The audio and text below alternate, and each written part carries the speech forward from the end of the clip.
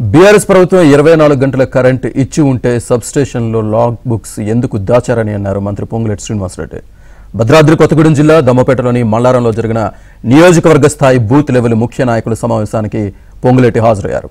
రాబోయే పార్లమెంట్ ఎన్నికల్లో కాంగ్రెస్ అధిష్టానం ఎవరికి టికెట్ ఇచ్చినా ప్రతి నియోజకవర్గం నుంచి 50,000 మెజార్టీ ఇవ్వాలని పిలుపునిచ్చారు.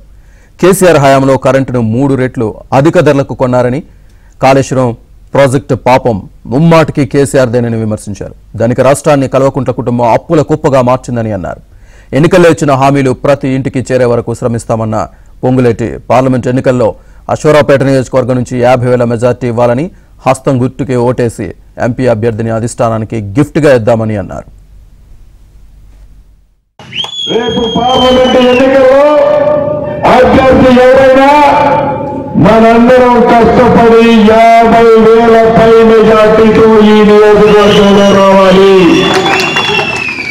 మీకు అనేక సమస్యలు కొన్ని ఉన్నాయి.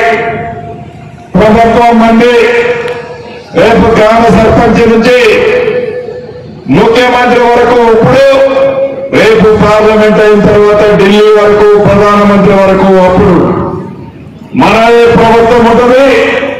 మీ కష్టాలు తీర్చే బాధ్యత స్థానిక శాసనసభ్యులు హైదరాబాద్ అన్న మీరు, తుమ్మల గారు, భట్టి గారు అందరము ఉంటాం, అండగా ఉంటాం, కాపాడుకుంటాం.